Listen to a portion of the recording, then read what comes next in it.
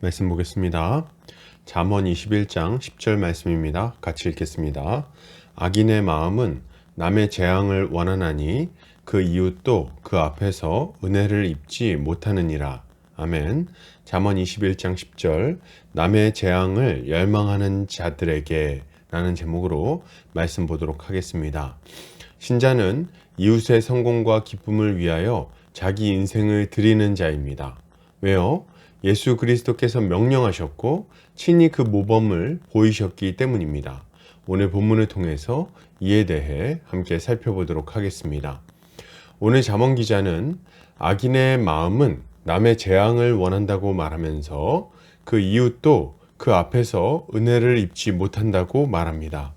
이것을 타번역본에서는 악인의 마음은 악한 것만을 바라니 그는 자기 이웃에게도 은혜를 베풀지 못한다 라고 번역하고 있습니다.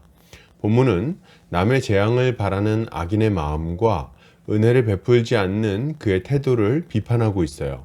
이것은 하나님을 두려워하지 않는 악인들의 강팍한 마음과 긍휼 없는 태도를 보이지 않도록 조심해야 한다는 경고인 동시에 신자가 가져야 할 마음가짐과 태도가 무엇인지를 교훈하고 있는 말씀이라고 할 수 있겠습니다.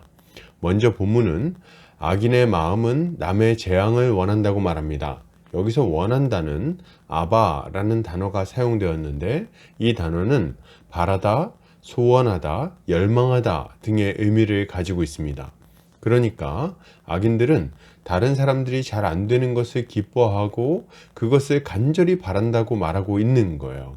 사실 이것은 몇몇 특정한 악인들에게 해당되는 이야기가 아닙니다.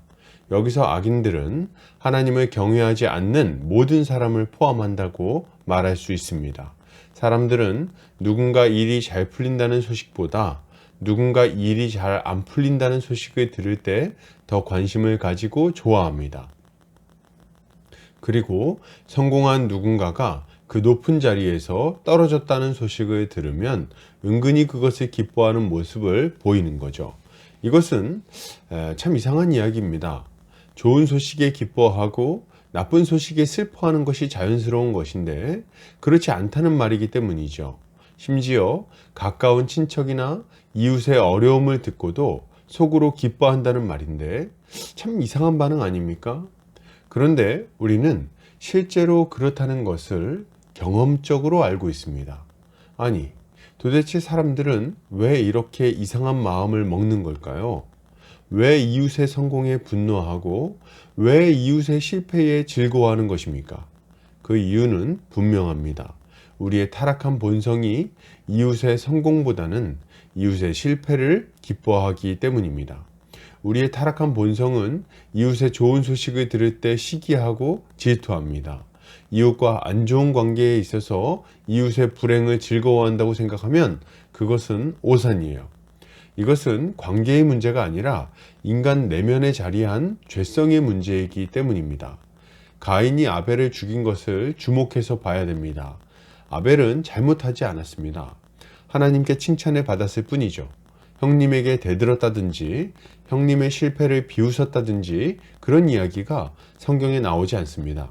그는 그저 하나님 앞에 믿음으로 제사를 드렸을 뿐이고 하나님은 그의 제사를 받아주신 것 뿐이에요. 문제는 어디에 있었습니까? 가인에게 있었습니다. 가인은 아벨을 시기했고 그 시기가 아벨에 대한 분노로 발전했습니다. 그리고 결국에는 시기와 질투로 동생을 죽이기까지 한 거죠. 그러면 이런 타락한 본성은 언제부터 가지게 된 걸까요? 우리는 어쩌다가 가까운 가족과 이웃들에게마저도 시기하고 질투하는 자들이 되어버렸냐는 거예요. 이 모든 일은 아담의 범죄로 인해 시작되었습니다.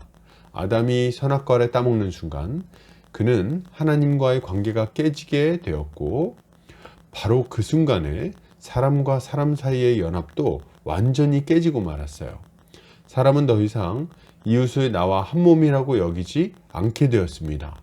이웃은 이제 나의 돕는 배필이 아니라 나와 경쟁하고 대적하는 대적자가 되어버린 거예요. 하나님의 통치를 거절한 결과 이웃과 누리던 복된 관계도 다 사라지게 된 것입니다. 그래서 악한 자들에게 나타나는 삶의 모습은 무엇일까요? 바로 이웃에게 은혜를 베풀지 않는 것입니다. 그는 이웃이 잘 되는 것을 싫어합니다. 그가 어려움을 겪는 것을 내심 기뻐해요. 그의 어려움을 보면서 자신의 성공과 평안을 기뻐하는 것입니다. 그는 어려움을 겪는 사람에게 공감하거나 그를 일으켜 세워주려는 생각을 하지 않습니다. 그저 그들을 비웃거나 비난할 뿐이에요. 아이고, 어쩌다가 그렇게 됐어. 재수도 없지. 혹은 그거는 자기가 잘못해서 그런 거야. 평소에 조심했어야지. 칠칠치 못하게 그런 실수나 하고. 지 탓이야, 지 탓. 이들은 왜 어려움을 겪는 이웃을 비웃고 비난하는 겁니까?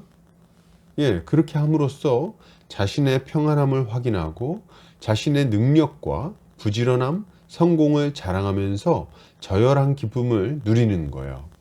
왜 이웃을 도울 생각을 안 합니까? 그렇게 하는 것이 자신에게 별 유익이 없고 도리어 손해가 될 수도 있다고 생각하기 때문에 그런 겁니다. 주님은 이런 자들에게 엄하게 경고하십니다.